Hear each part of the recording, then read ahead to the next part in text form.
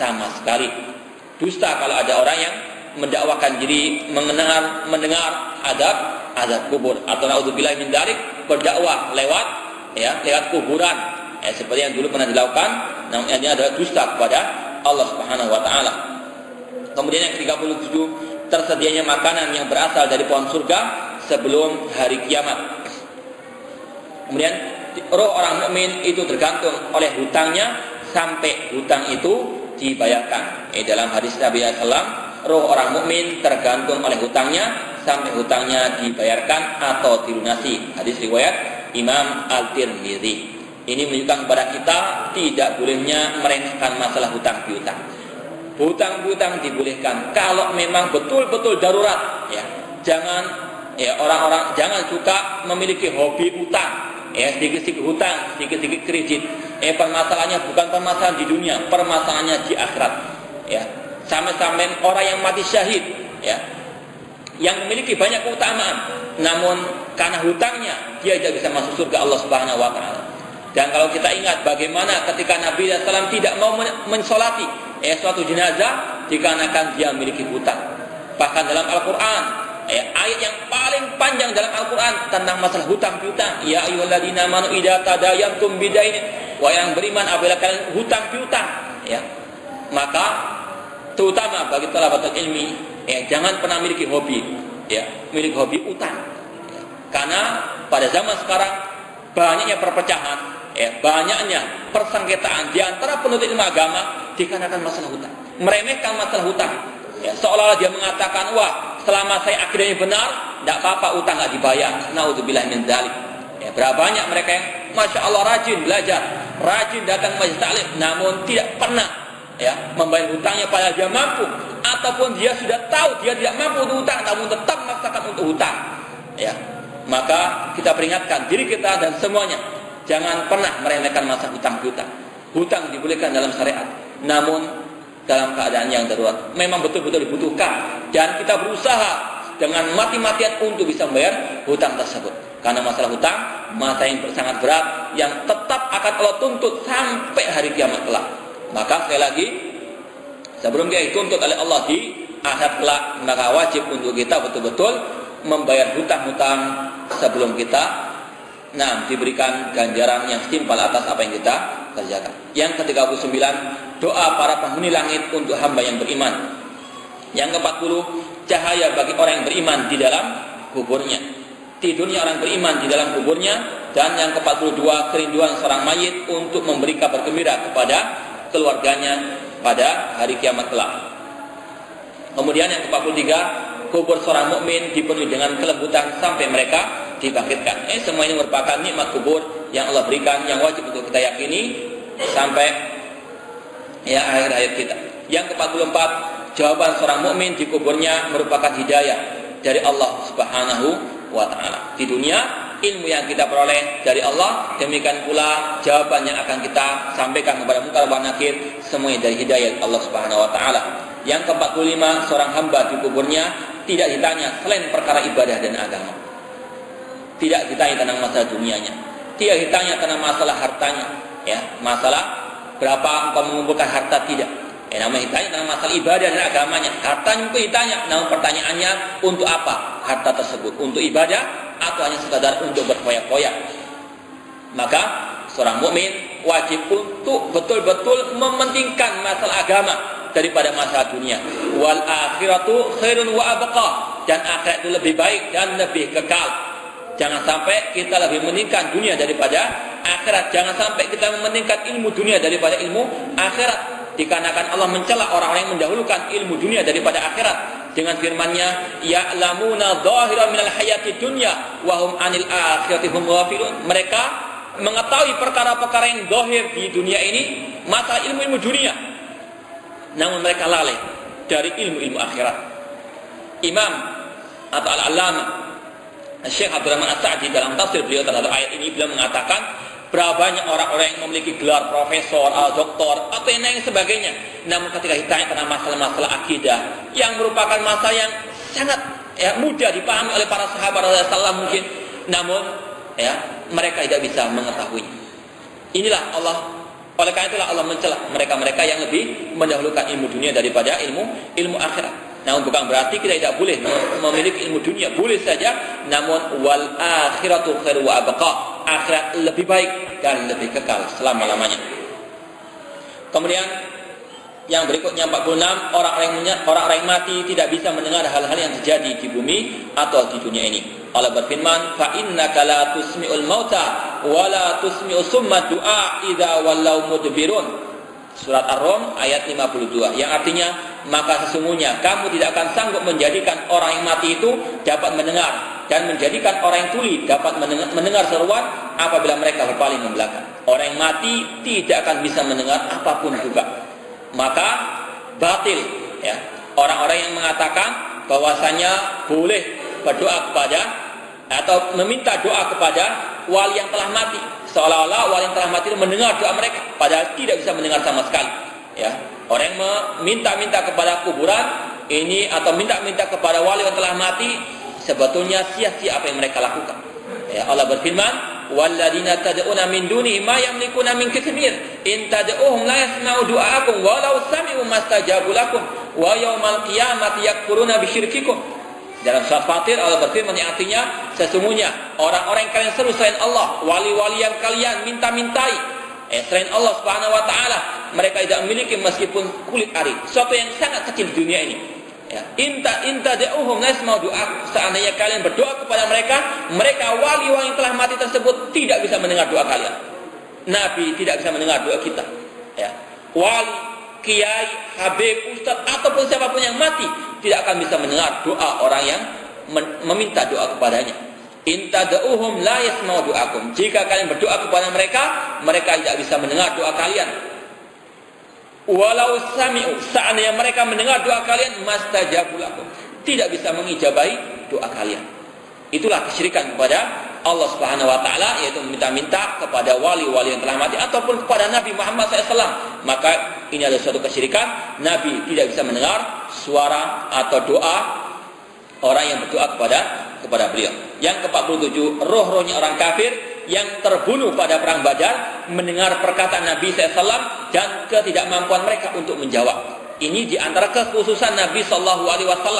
Ketika beliau telah menang perang Badar, beliau berdialog dengan orang-orang atau tokoh-tokoh Quraisy yang kafir, yang musyrik, ketika mereka telah terbunuh di perang Badar. Nabi SAW berdialog dengan mereka, namun mereka bisa mendengar, tidak bisa menjawab ucapan Nabi Sallallahu Alaihi Wasallam. Ini hanya kekhususan bagi Nabi Sallallahu Alaihi Wasallam, dikarenakan para sahabat yang paling mulia Abu Bakar Siddiq dan seterusnya tidak bisa memperdengarkan suaranya, ucapannya kepada orang-orang yang telah mati.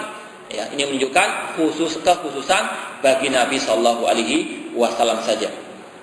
Yang ke-48, kerinduan para sahabat atau yang mati syahid di jalan Allah di alam barzakh untuk mengabarkan kepada saudara-saudara mereka yang belum meninggal dunia tentang kemuliaan yang telah dijanjikan Allah Ta'ala kepada para asyuhada. Ya, orang yang mati dalam keadaan syahid, ya betul-betul syahid, betul-betul jalan Allah Subhanahu wa taala, betul-betul berjihad di atas sunnah Rasul sallallahu alaihi wasallam, maka mereka memiliki keutamaan yang sangat banyak, terutama di alam barzakh. Nanti insyaallah akan kita sampaikan. Adapun bab yang keempat, azab fisik di alam kubur untuk orang yang bermaksiat, ini artinya panjang lebar, yang disimpulkan nanti pada bab yang kelima, yaitu di antara dosa-dosa yang menyebabkan pelaku maksiat disiksa di alam kubur. Ya, ada dosa-dosa yang disebutkan secara khusus merupakan penyebab diazabnya manusia di alam kuburnya. Ini disampaikan agar betul-betul kita menjauhi perbuatan-perbuatan ini, jangan sampai kita dijadikan sebagai orang-orang yang diazab di alam kuburnya. Yang pertama di antara dosa yang merupakan sebab diazab kubur, yaitu yang pertama, azab bagi orang yang mempelajari Al-Quran lalu menolaknya dan dia tidur dalam keadaan melalaikan salat yang wajib.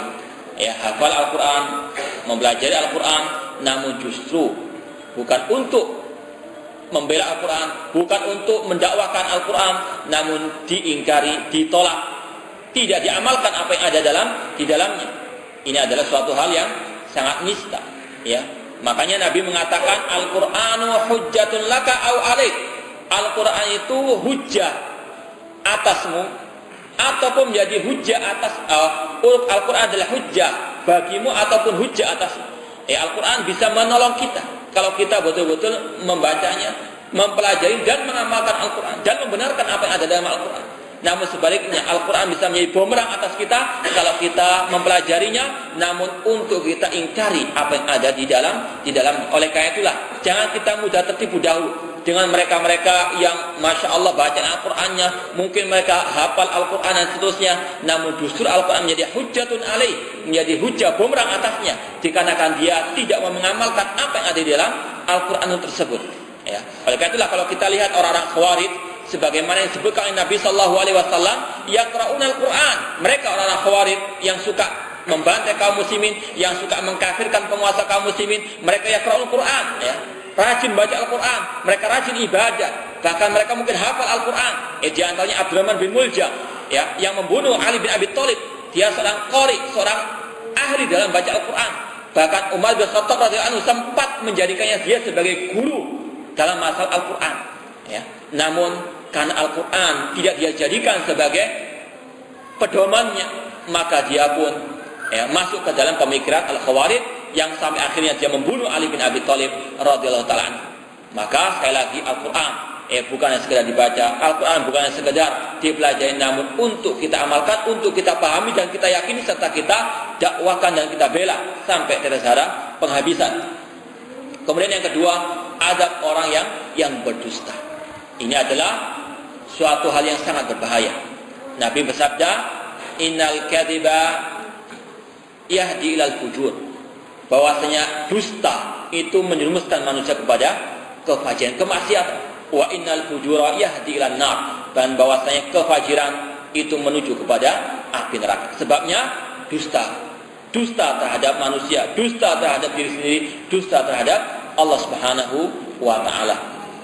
Maka wajib untuk kita menjauhi dari sifat dusta ini. Yang ketiga, adab bagi para pezina laki-laki dan perempuan. Di antara sebab azab kubur adalah perzinahan yang banyak merajalela di atas muka bumi. Naudzubillah min dzalik.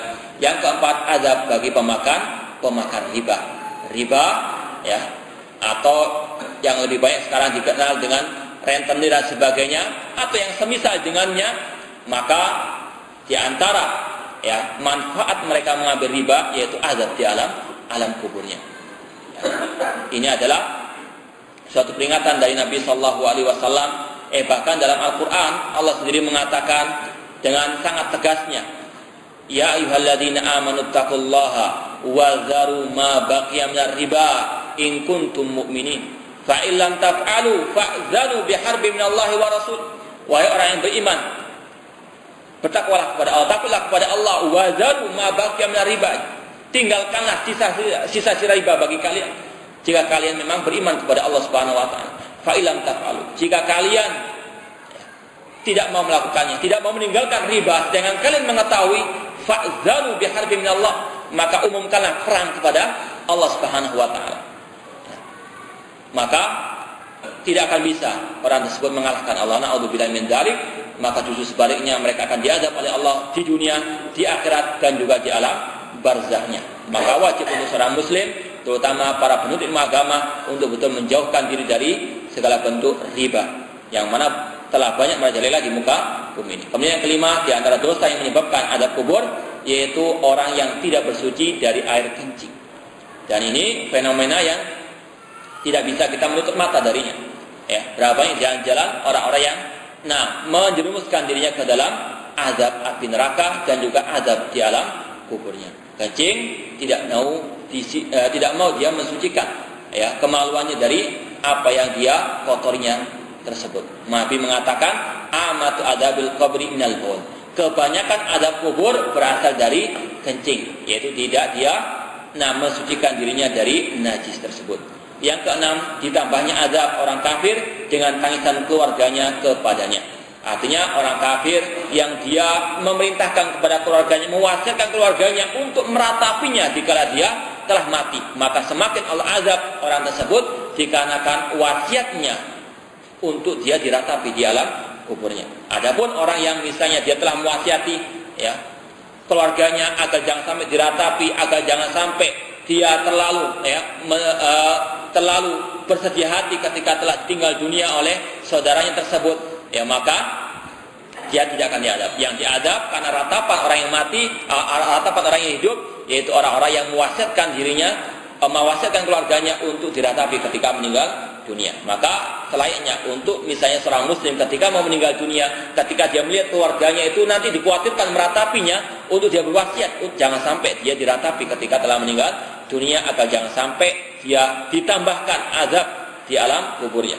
Yang ketujuh, azab orang yang meninggal karena ia diratapi oleh keluarganya. Ini sama dengan yang tadi, yaitu karena dia telah mewasiati ataupun tidak mau menegur keluarganya ketika mau meratapi dirinya, misalnya ketika masih hidup.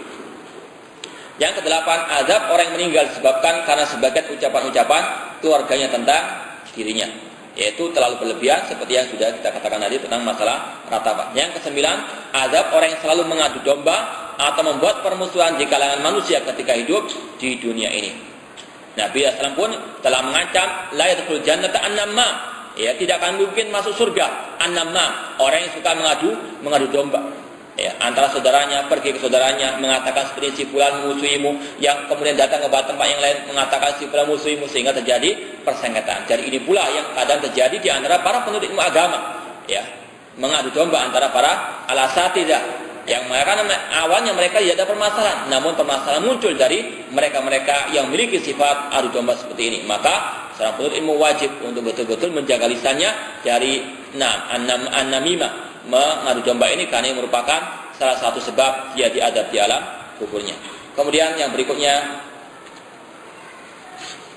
ini ya 9 poin tentang hal-hal yang bisa memasukkan manusia ke dalam azab kubur. Kemudian bab yang berikutnya, para nabi dalam alam barzakh, bahwasanya yang pertama Allah Ta'ala mewakilkan kepada seorang malaikat di kubur Nabi SAW untuk mengabarkan kepada beliau tentang orang yang bersalawat kepadanya dengan menyebutkan nama-nama orang yang bersalawat tersebut. Bahwasanya salawat yang kita sampaikan kepada Nabi SAW itu sampai kepada beliau bukan karena beliau mendengar salawat kita, tidak, namun Allah mengirimkan para malaikat yang mendengarkan salawat kita kemudian disampaikan kepada Nabi Sallallahu Alaihi Wasallam. Nabi SAW tidak tahu yang gaib. Kemudian yang kedua, bumi tidak memakan jasad para nabi. Ini diantara keutamaan al-anbiya, bahwasanya jasad mereka tidak akan habis, tidak akan hancur dimakan bumi, karena Allah menjaga jasad mereka di dunia dan di akhirat. Yang ketiga, para nabi di dalam kubur adalah dalam keadaan hidup. Ya, kalau orang syuhada mereka hidup di kuburan mereka, lebih lagi para anbiya. Ya, namun kehidupan mereka tentunya di kehidupan alam barzakh yang berbeda dengan kehidupan di dunia ini. Maka jangan pernah mengkiaskan hidupnya manusia di alam barzakh dengan manusia di dunia ini. Oleh karena itu tidak benar kalau orang itu mengatakan para nabi itu mendengar doa orang yang berdoa kepada mereka, karena mereka dalam keadaan hidup. Ya, kita katakan mereka hidup namun di kehidupan yang lain dari kehidupan dunia ini. Yang keempat, salatnya para nabi di kubur-kubur mereka. Nabi mengatakan al-anbiya'u ahya'un fi kuburihim yusallun. Para nabi itu hidup di kubur-kubur mereka dalam keadaan salat. Namun kita tidak pernah bisa melihat, tidak bisa ya memanca indera bagaimana salatnya para nabi di kuburan tersebut. Cukup kita beriman para nabi di kuburan itu salat. Namun bagaimana? Wallahu ta'ala alam. Kemudian yang kelima, bertemunya Rasulullah SAW dengan nabinya Adam, Yahya, Isa, Yusuf, Idris, Harun, Musa dan Ibrahim alaihissalam. Yang keenam, tangisan Nabi Musa alaihissalam di alam barzakh dikarenakan rasa iri yang diperbolehkan syariat. Kemudian yang ketujuh, nasihat Nabi Musa kepada Rasul kita Muhammad SAW agar minta keringanan kepada Allah tentang salat yang diwajibkan kepada umatnya. Dan beliau membawakan riwayat yang sangat panjang yang silakan dibaca lagi nanti, karena tidak mungkin kita membacanya. Kemudian yang berikutnya, hal-hal yang bermanfaat untuk si mayit setelah ia meninggal dunia, yaitu yang pertama, mensolati orang yang telah meninggal dunia, yang merupakan hukumnya fardu kifayah. Ini merupakan doa seorang muslim kepada saudaranya yang telah meninggal dunia. Yang kedua, yang bermanfaat bagi orang yang telah meninggal dunia, yaitu dengan berkumpulnya saudara-saudaranya kaum muslim setelah ia dikubur seukuran waktu disembelihnya seekor unta dan sampai dagingnya dibagi-bagikan. Artinya tidak tahu lama dia duduk di kuburan tersebut, yang tujuannya mendoakannya, tujuannya memintakan maaf untuk orang yang telah meninggal dunia tersebut, bukan dengan melakukan ritual-ritual yang bid'ah. Yang ketiga, mendoakan orang telah meninggal dunia tersebut langsung setelah dikubur dengan memohonkan ketetapan dan ampunan bagi si mayit. Ini yang sudah kita sampaikan tadi. Nabi SAW memerintahkan kepada para sahabatnya ketika menguburkan sahabat-sahabat beliau beliau cuma mengatakan istaghfiru li akhikum, mintalah ampun bagi saudara kalian dan mintalah kepada Allah ketetapan baginya karena dia sekarang telah atau sekarang dia ditanya. Ini yang selainnya untuk disampaikan kepada para jamaah dan tidak perlu untuk dibacakan ayat Al-Quran karena diharamkan membaca Al-Quran di pekuburan sebagaimana Nabi SAW bersabda la taj'alu buyutakum maqabir fa inna syaitan yafiru minal baiti yuqra fi suratul Baqarah. Jadikanlah atau janganlah kalian menjadikan rumah-rumah kalian sebagaimana kuburan karena setan akan lari dari rumah yang dibacakan dalamnya surat Al-Baqarah. Artinya rumah itu dibacakan Al-Quran sedangkan kuburan diharamkan dibacakan di dalamnya Al-Quran Al-Karim. Apakah itu Yasin atau Al-Baqarah atau yang lainnya diharamkan untuk dibaca di kuburan. Dan tidak pernah Nabi SAW ataupun para sahabat membaca Al-Quran di kuburan. Yang keempat, sedekah jariah yang ia kerjakan semasa hidupnya, ilmu yang bermanfaat dan seorang anak yang soleh yang selalu mendoakan kebaikan baginya. Nabi bersabda, "Idza matal insanu in qata amaluhu illa min salat, sadaqatin jariyah aw ilmin yuntafa'u bi awaladin shalihin yad'ulah." Apabila manusia telah meninggal dunia, terputuslah amal ibadahnya kecuali 3 hal, yaitu sedekah jariah. Ya, sebagaimana misalnya membangun masjid. Ya, ketika masjid tersebut dipakai untuk orang sholat, setiap hari dia tetap mendapatkan pahala meskipun dia telah meninggal dunia. Ya, maka wajib untuk kita, maka selayaknya untuk kita betul-betul memperhatikan harta yang kita telah memperolehnya nikmat dari Allah Subhanahu wa taala, maka kita gunakan untuk bermanfaat bagi diri kita ketika hidup maupun ketika kita meninggal dunia. Yang berikutnya ilmu yuntafa'u bi, ilmu yang bermanfaat. Itu dengan kita belajar ilmu dan kita sampaikan ilmu tersebut. Ketika ilmu tersebut diamalkan, maka terus kita akan mendapat ganjarannya. Ya, sampai hari kiamat kelak. Kemudian waladin shalihin yad'ulah, dan anak soleh yang mendoakannya. Oleh karena itu, sejak dini seorang anak wajib untuk diajarkan berbakti kepada orang tua, diwajibkan untuk betul-betul menjadi anak yang soleh. Ya, kalau kita meremehkan masalah pendidikan anak, kita yang rugi. Ya, kalau kita sudah mati, kemudian anak kita menjadi anak yang soleh, tidak ada yang bermanfaat bagi kita. Ya, meskipun anak itu menjadi orang yang sangat kaya, menjadi orang yang sangat memiliki kedudukan di dunia, namun kalau dia bukan orang yang soleh, tidak akan mungkin mendoakan orang tuanya tersebut, tidak bermanfaat kedudukannya, tidak akan bermanfaat hartanya.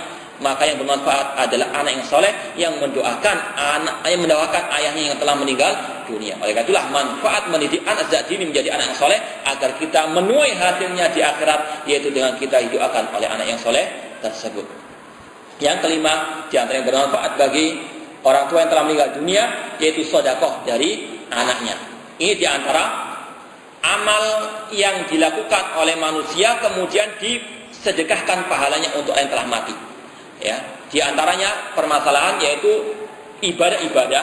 Di sini ada 3 pendapat, yaitu tentang apakah dibolehkan menghadiahkan pahala amal ibadah kepada orang yang telah meninggal dunia. Di sini ada 3 pendapat, yaitu pendapat yang mengatakan dilarang secara mutlak. Ini di antara pendapat kelompok Asy'ariyah.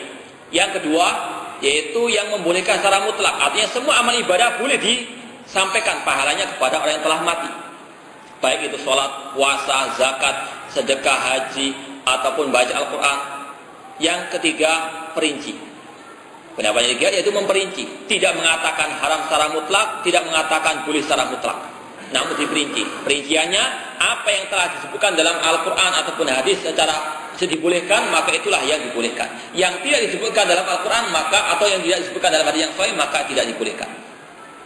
Maka dilihat, misalnya haji, anak yang misalnya sudah haji, dia sudah haji, kemudian dia mau haji yang kedua kali, namun tujuannya untuk diberikan pahalanya untuk ayah yang telah meninggal dunia. Maka kata para ulama boleh. Dikarenakan apa? Ada dasarnya, ada dalilnya dari hadis Nabi Shallallahu Alaihi Wasallam. Demikian pula sedekah. Ya, seorang anak dia memiliki harta, kemudian disedekahkan dengan niat pahalanya untuk ayahnya, maka dibolehkan. Di antara yang dibolehkan dan ada dasarnya yaitu haji atau haji dan umrah, kemudian sedekah, kemudian puasa, kemudian juga sedekah. Yang penting selama ada dalilnya secara khusus dari Nabi SAW tentang penyebutan ibadah-ibadah tersebut yang dibolehkan untuk dihadiahkan pahalanya kepada yang mati, maka boleh kita kerjakan. Yang tidak, maka tidak boleh kita kerjakan. Maka pendapat yang benar yaitu pendapat yang memperinci, yaitu yang memperinci bahwasanya dibolehkan menghadiahkan pahala amal ibadah kepada sang mayit jika hal tersebut sudah ada dasarnya dari Al-Quran. Adapun misalnya menghadiahkan pahala surat Al-Quran misalnya atau Al-Fatihah, ini tidak ada dasarnya, maka tidak boleh untuk dilaksanakan. Bahkan Imam Syafi'i sendiri tidak membolehkan hal tersebut. Dan Imam Nawawi sendiri yang bermadzhab Syafi'i juga sependapat dengan Imam Syafi'i. Ya, bisa dilihat dalam Syarah Sahih Muslim bahwasanya mazhabnya Imam Syafi'i tidak membolehkan untuk menghadiahkan pahala Al-Quran atau bacaan Al-Quran kepada sang mayit. Namun sangat disayangkan pengikut Syafi'iyah tidak tahu siapa itu Syafi'i, tidak tahu bagaimana pendapat Imam Syafi'i tentang masalah hal ini. Mereka pun menyelisih Imam Syafi'i dalam hal ini. Silakan lihat dalam kitab-kitab Imam Syafi'i ataupun kitab-kitabnya Imam Nawawi rahimahullah, beliau tidak membolehkan untuk menghadiahkan pahala bacaan Al-Quran kepada sang mayit. Kemudian yang berikutnya, adanya doa dan istighfar dari seluruh kaum muslimin dan mukminin. Yang ketujuh, amalan berjaganya seseorang ketika berperang di jalan Allah tatkala ia di dunia, yaitu orang-orang yang betul-betul berjihad di jalan Allah sesuai dengan sunnah Rasul sallallahu alaihi wasallam. Kemudian hal-hal yang bisa menyelamatkan dari azab kubur. Jadi pembahasan yang terakhir yang kita tutup dengan pembahasan ini, yaitu hal-hal yang bisa menyelamatkan dari azab kubur. Yang pertama, mati syahid di medan peperangan, yaitu peperangan yang betul-betul disyariatkan. Ya, ini kita tekankan karena banyak sekali di kalangan para syabab, para pemuda yang mereka dengan semangat yang membara, mereka ya tahu mana itu perang dan mana itu fitnah. Sehingga terkadang mereka menyalahkan orang-orang yang melarang mereka untuk pergi ke medan fitnah, bukan medan perang sebetulnya. Ya, mereka mengira bahwasanya orang yang melarang tersebut tidak mau berjihad. Padahal naudzubillah, ya kita semuanya wajib untuk memiliki keinginan untuk berjihad di jalan Allah dan mati di atas jihad di jalan Allah Subhanahu wa taala sebagaimana para sahabat Rasul sallallahu alaihi wasallam. Namun jihad, perang merupakan ibadah kepada Allah yang membutuhkan ilmu, membutuhkan sunnah Rasul sallallahu alaihi wasallam. Man amila amalan laisa alai amna fahuwa raddun. Barang siapa yang beramal ibadah di antara jihad di jalan Allah, perang di jalan Allah, namun tidak sesuai dengan jalan ajaranku, maka tertolak, percuma. Ya, maka wajib sebelum kita berjihad di jalan Allah, wajib belajar tentang agama Allah Subhanahu wa taala agar betul-betul jihadnya kita jihad yang syar'i, jihad di atas ilmu Allah Subhanahu wa taala. Yang kedua, berjaga-jaga ketika berperang di jalan Allah, yaitu di antara yang disebut dengan riba, yaitu berjaga-jaga di perbatasan negeri mukmin dan negeri al-kafir. Mati karena sakit perut, ini di antara sebab ya orang tersebut akan diselamatkan dari azab al-qabr. Yang keempat, membaca surat At-Tabarak, yaitu surat Al-Mulk pada juz yang ke-29. Nabi bersabda, surat Tabarak adalah penghalang dari siksa kubur. Maka kalau bisa kita menghafalkannya agar senantiasa kita bisa membacakannya dan berniat agar surat tersebut bisa menghalangi kita dari azab al-qabr. Yang kelima, meninggal dunia pada hari Jumat atau pada malam Jumat. Namun semua ini atas izin dari Allah Subhanahu wa taala karena manusia tidak bisa memilih kapan dia meninggal dunia. Kecuali orang-orang Syiah Rafidhah, mereka orang Syiah Rafidhah memiliki keyakinan bahwasanya imam-imam mereka itu tidaklah mati kecuali dengan pilihan mereka sendiri kapan matinya dan di tempat mana mereka mati. Ini adalah keyakinan yang kufur, keyakinan yang batil. Sedangkan kita orang mukmin tidak ada yang bisa mengetahui kapan kita mati dan di mana kita meninggal dunia. Oleh karena itulah, tazawwad minat taqwa fa innaka la tadri idza janna al-lailu hal ta'ish ilal fajr. Kata seorang penyair, berbekalah kalian dengan ketakwaan karena ketika malam telah datang tidak ada yang bisa tahu apakah dia masih bisa hidup ketika fajar telah datang. Wa kam min fata amsa wa asbaha dhahikan wa qad nusijat afwan wa wala yadri. Berapa banyak para pemuda yang pagi dan petang hari dia tertawa, namun dia tahu bahwasanya kain kafannya sudah disediakan untuknya. Wa kam min sigharin yurtaja tulu umrihin wa qad udkhilat ajsaduhum dhulmatal qabri. Berapa banyak anak yang kecil yang masih diharapkan panjang umurnya, namun dia telah dimasukkan ke dalam kegelapan malam yang gelap gulita di alam kuburnya. Wa kam min sahihin mata min ghairi illatin wa kam min saqimin asyatul